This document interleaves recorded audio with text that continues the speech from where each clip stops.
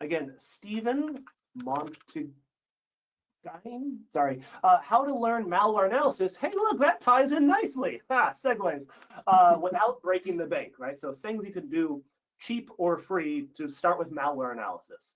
Stephen's bio, been working in the cybersecurity field for over a decade, likes figuring out how things work, right? Curiosity is awesome. Also build your own home lab.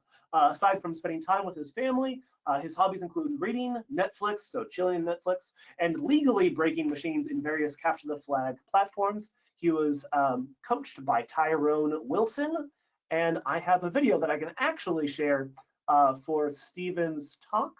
So I'm still organizer, so I can share video. Notice that I'm also monologuing so that I fill the clock area. So I can share this video. It is ready, it looks like. So Wesley and I will drop out of audio and video and play this. It's a 22-minute talk, so we'll make up a few minutes there, and then we'll do a little bit of banter afterwards. Enjoy, everyone. Stephen, take it away. Hello. Today I'm going to talk about how to learn malware analysis without breaking the bank. So I'm Stephen Mondiguing. I have worked for various security companies. I am also a novice blogger, so please feel free to visit my blog. I've been breaking stuff since I was a kid. I have broken my parents' non-working calculators, only to find out that they just needed to have their batteries changed. I have also broken our family TV, and when I was in college, while working on my various projects, I'd cause the lab circuit breaker to trip every so often. So even if there's a power outage, I get the blame. I like playing with my family, sleeping, reading, and hacking machines from Hack the Box and Try Hack Me. So why learn malware analysis? Well, there is a high likelihood you will see malware, either in spam or phishing emails, downloads, or in some cases, circumstances beyond your control. Also, malware analysis is becoming an in-demand skill. At the time of this recording, there are about 3,600 to 5,000 job openings related to malware.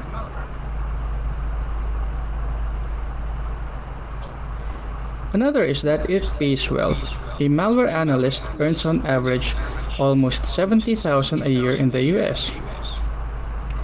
Other security-related jobs also require some background in malware analysis. So there are some common misconceptions. One is you need a lot of machines. Software used for malware analysis is very expensive. It is difficult for an individual to get malware samples, and lastly, training is very expensive. However, your malware analysis lab can be just a single machine. Here are the minimum requirements. I have also listed a couple of machines that more than fit this minimum. You can go with the new or refurbished ones. It doesn't really matter as long as you can still power it on. This is what I'm currently using now. I bought this laptop last year. It's a little higher than the minimum, simply because I'm also using this for other stuff like CTFs, watching, playing, and blogging. Now this is what you'd expect large AV companies to be using. So the next question would be, how can we simulate what's going on in all of this into one machine? The answer to that is virtualization. Here I have listed a few differences between using virtual and physical systems. With virtualization, you can run multiple guest systems inside your host machine. However, for physical, you can't. You need multiple machines to run multiple operating systems. With virtual, you can easily revert to the previous snapshot once you have run the malware. For physical, it requires additional software that still takes some time to revert. Networking is easy with virtualization, whereas for physical, you need other hardware. And the more complex the setup you are trying to achieve, the messier it gets. So given these alone, we can see that virtualization can be a cheaper option. I have listed a few options for virtualization. VMware has both a free and paid choice.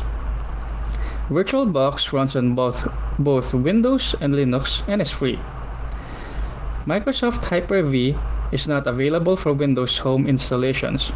So if you're buying a machine with pre-installed Windows from Best Buy, then you would also need to buy a license for Windows Professional or Enterprise.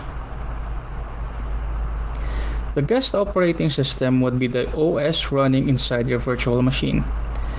Microsoft provides a few evaluation VMs you can download. Take note that they expire after 90 days. That's why we need to use snapshots. I have also listed other systems that can be used for analyzing malware. But since we are only focusing on Windows 32-bit malware, we will not be discussing them in detail. So think of a guest VM as another machine. You can pick out how many processors you want for this machine, memory, disk space, etc. I have listed here the minimum CPU and RAM you want to use if running Windows 7 32-bit. You can increase it or play around with it to find out how your system would behave.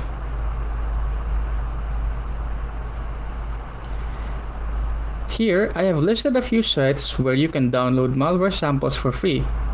Do note that some of them may be old. Here are the steps that I personally use when analyzing malware. First, you need to fetch the sample. Then, get the hash. You can also check if the sample is detected by AV vendors using an online scanner. Search for information regarding the hash or detection. Is there any report about the sample? If so, then you already have something to compare it with or learn from. Next, check if the sample is packed or the compiler and linker used. During reverse engineering, there are some techniques you can use that may make your life easier depending on this information. Fifth, check the file's properties, its structure and metadata. Is there any other visible information you can get from this? The next step is to simply run the sample and find out what it does. Did it change the system? Are there any new or changed or deleted files? Will it run again after rebooting? If so, how? Does it write to the registry? Does it try to contact another system? Or does it wait for another system to contact it? After some time, is the malware still running? Or did it spawn another process? Or did it inject code to a different process?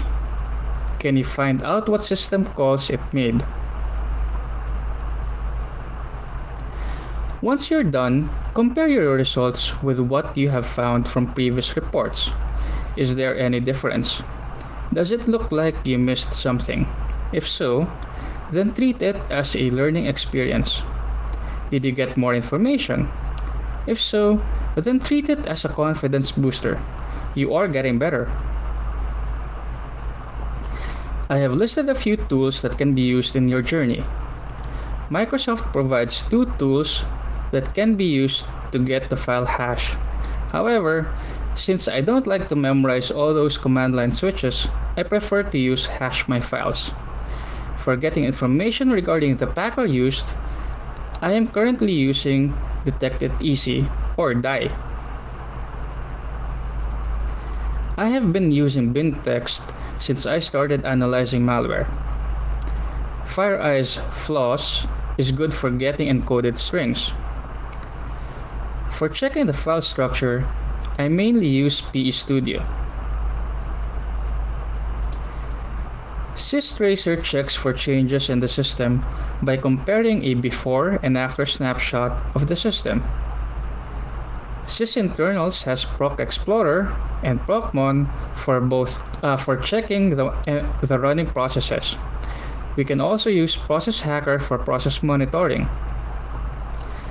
Wireshark is useful for analyzing the network traffic coming to or from the malware. FakeNet is also useful for analyzing the network traffic. It is also capable of simulating legitimate services, so when a malware tries to connect to, say, abc.com, FakeNet can intercept the traffic and pretend to be abc.com.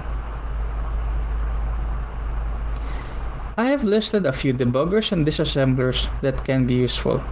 I personally use Immunity Debugger simply because of its Python plugins. IDA Pro also has a free version that can be used for checking the flow of the code. DNSpy is useful if you are analyzing .NET compiled malware.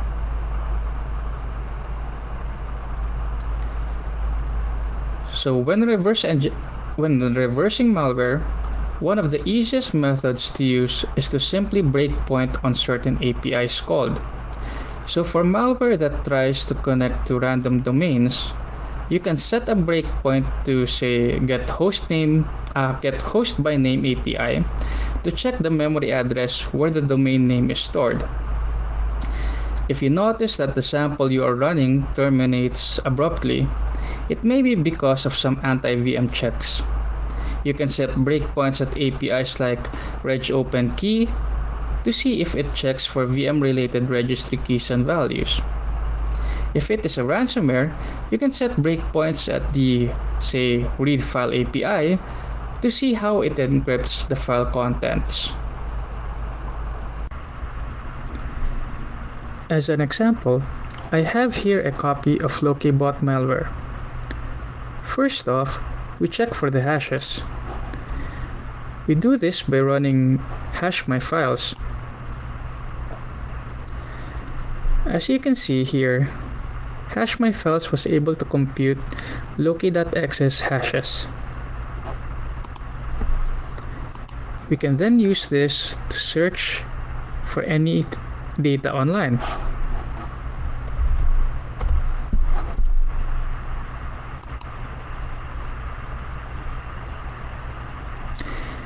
Checking any run, we see that it is Lokibot and that we see some of its behavior, like connecting to a server or loading DLLs.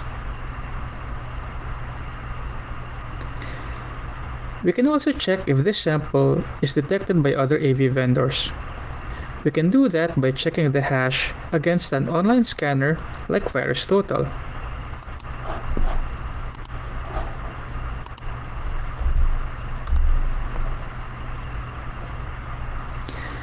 From here, we see that many vendors are detecting it. This raises our confidence that we are checking a malicious file. Now going back to the VM,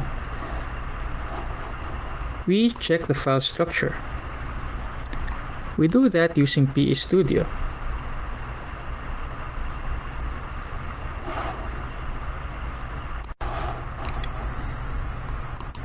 Checking the indicator section, we see a list of possible reasons why this file is malicious.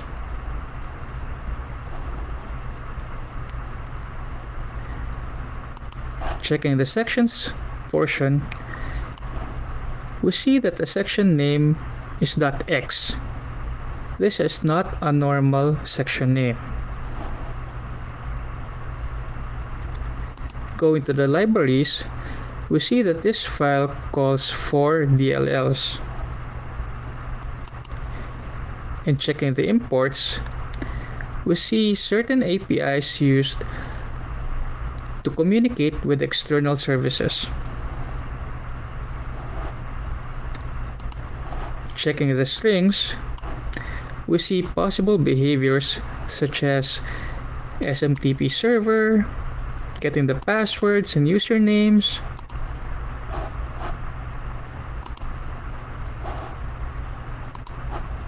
checking the registry, and a lot more. But personally, I still prefer to use bin text, simply because of the search function.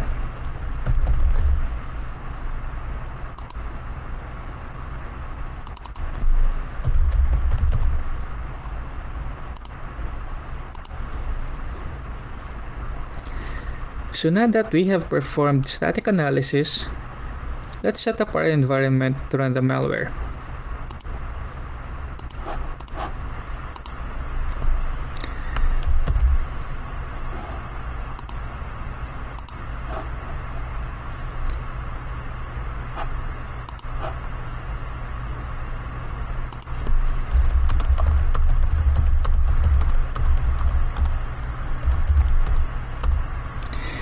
We first run fakenet to spoof any external systems the malware may try to connect to.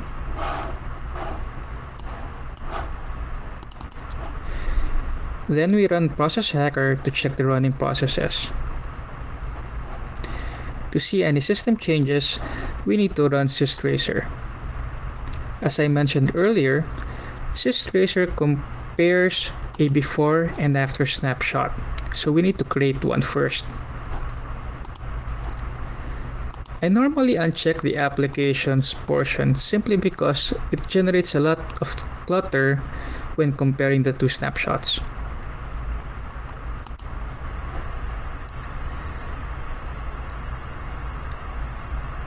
It takes a couple of minutes for the first snapshot to be generated, so I will pause this video. Okay, it took about 2 minutes for the first snapshot to be generated. So now let's run Loki.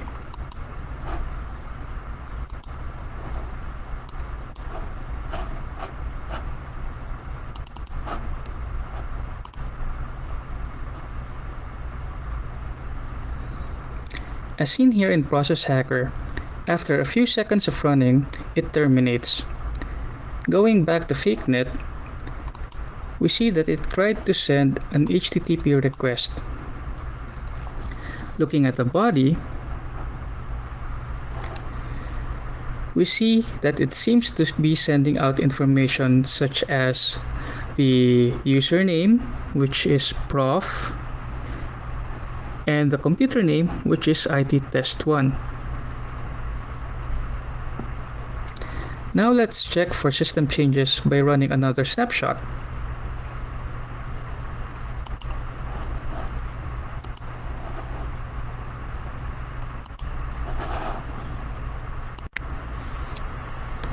This one is quicker. So we then compare the two.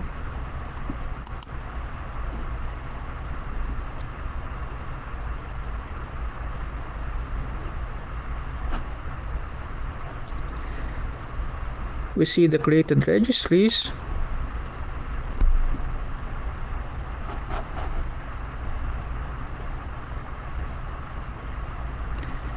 and also the dropped file. So let's verify.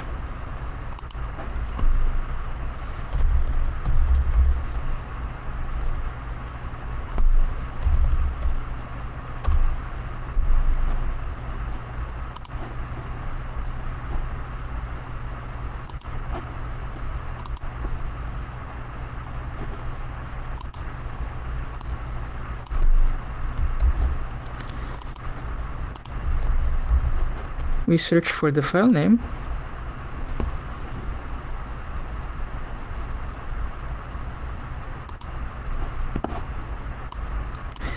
and find a matching registry entry.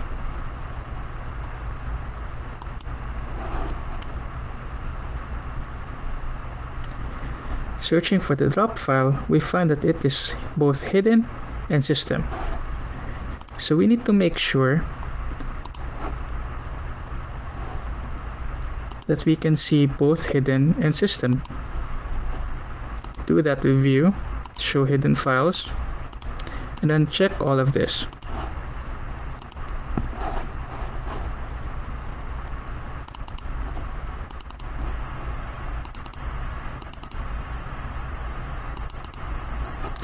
We then see the dropped copy.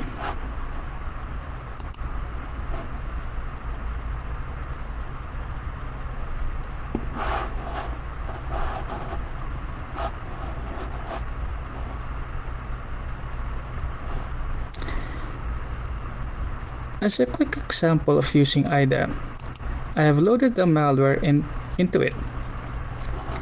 As we can see here, it It searches for data for some applications like the Shared FTP, Smart FTP, Staff FTP,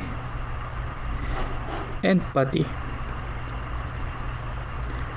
This matches what we have seen using both bin text and the string section of PE Studio.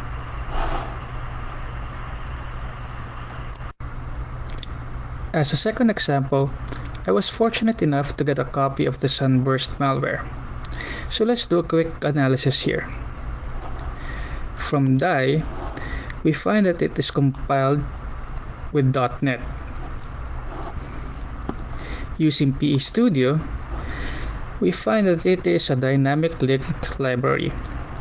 Given that it's a DLL, we can't run it like a normal executable.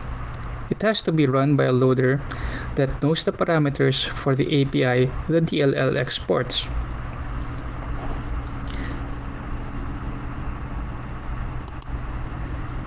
And as seen here, there are no exported functions.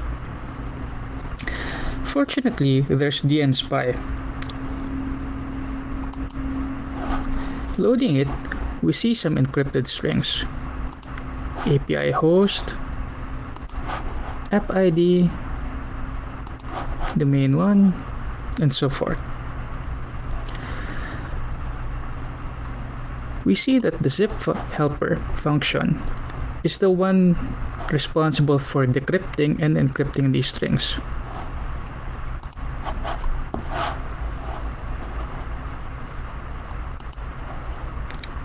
Using an online compiler, I slightly modified the code so that it can be run. So let's copy API host.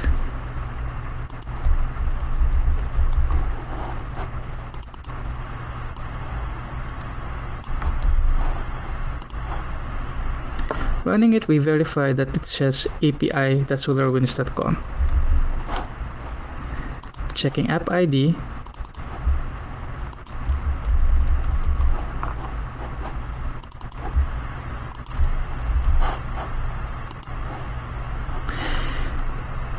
This ID here is for a mutex that this malware generates. The mutex is useful for ensuring that there is only one instance of the malware running. And then going on domain,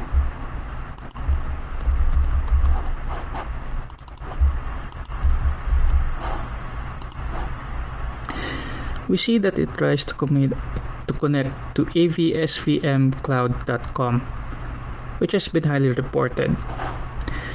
So looking here with dnspy, we actually see the source of the malware. The source code is very useful for basically just reading everything that the malware does.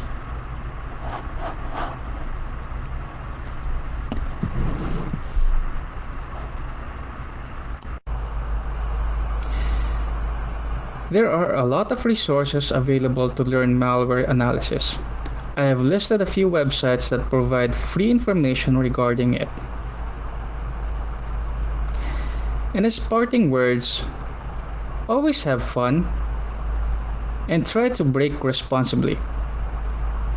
Thank you.